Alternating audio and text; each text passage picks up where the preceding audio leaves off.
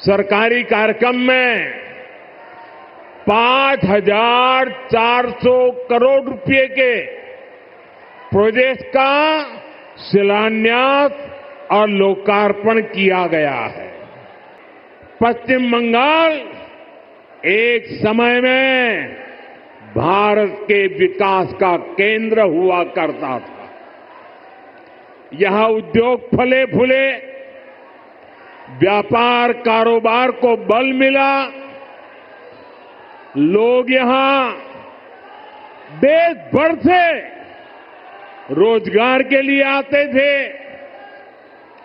लेकिन आज स्थिति पूरी तरह उलट गई। आज पश्चिम बंगाल का नौजवान पलायन के लिए मजबूर है। छोटे छोटे काम के लिए भी उसे दूसरे राज्यों की तरफ जाना पड़ रहा है। दुर्गापुर, वर्धमान और आसनसोल, ये पूरा क्षेत्र भारत के औद्योगिक विकास को किसी जमाने में गति दे रहे थे। लेकिन आज यहां नए उद्योग लगने के बजाय जो है उसको भी ताले लग रहे हैं। बांग्ला परिवर्तन चाहे, बांग्ला उन्नयन चाहे। बीजेपी सरकार आने के बाद कुछ ही वर्षों में पश्चिम बंगाल देश के टॉप इंडस्ट्रियल राज्यों में से एक बन सकता है। ये मेरा दृढ़ विश्वास है और मेरे इस विश्वास का कारण है पश्चिम बंगाल में समर्थ और प्रतिभाशाली मेरे नौजवान भाई बहन हैं। यहां नदियां भी हैं और समंदर भी है। पश्चिम बंगाल सैकड़ों वर्षों से इंपोर्ट एक्सपोर्ट का केंद्र रहा है। यहां पोर्ट्स का बहुत बड़ा नेटवर्क है। यहां प्राकृतिक संसाधन है। यानी मेक इन इंडिया को गति देने के लिए, मिशन मैन्युफैक्चरिंग में तेजी लाने के लिए पश्चिम बंगाल के पास हर शक्ति मौजूद है।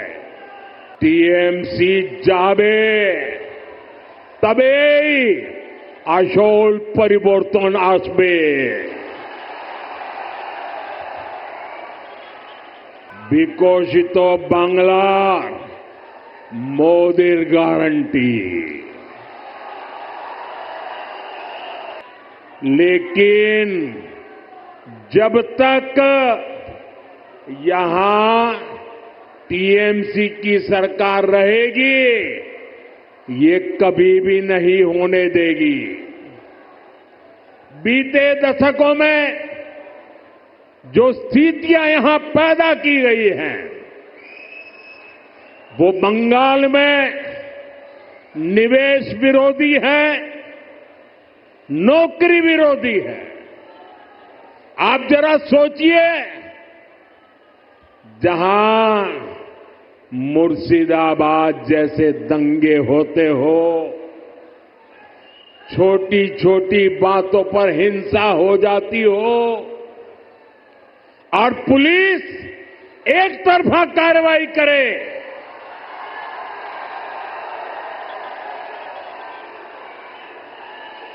जहां न्याय की कोई उम्मीद ना हो, वहां कोई कैसे निवेश कर सकता है।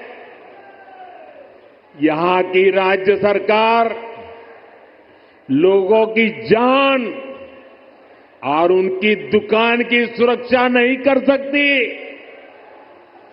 तो निवेशकों को भी चिंता होती है।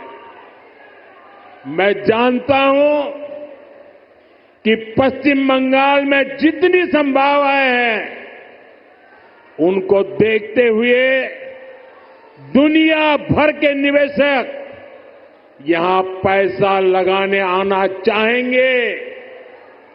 लेकिन जब वो यहां सिंडिकेट राज देखते हैं, तो वे देखते हैं कि कैसे यहां उगाही होती है, बिजनेस करने वालों से पैसे मांगे जाते हैं, कैसे टीएमसी के लोग धमकाते हैं, तोड़फोड़ करने की, काम बंद करने की धमकियां देते हैं, तो वो भी डरकर भाग जाते हैं। ये जो टीएमसी का गुंडा टैक्स है, ये बंगाल में निवेश को रोकता है। यहां संसाधनों पर माफिया का कब्जा है, वो बंगाल में निवेश को रोकता है।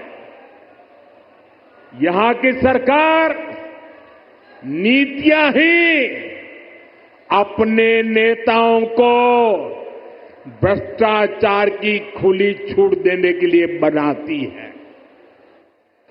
कब कौन सी नीति पलट दी जाए, इसकी भी कोई गारंटी नहीं। यही कारण है कि टीएमसी के राज में सैकड़ों कंपनियां पश्चिम बंगाल छोड़ चुकी है।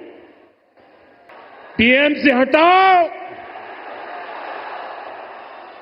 टीएमसी के शोराव, बांग्ला के बचाओ। दुर्गापुर की धरती से साफ साफ कह दो,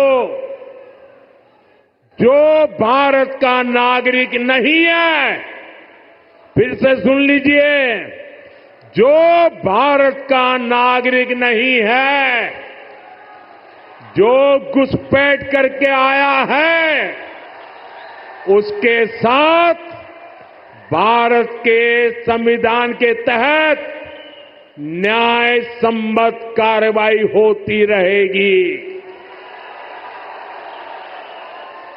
बंगाल की अस्मिता के खिलाफ होने वाली किसी भी साजिश को बीजेपी कामयाब नहीं होने देगी। ये आपको मोदी की गारंटी है।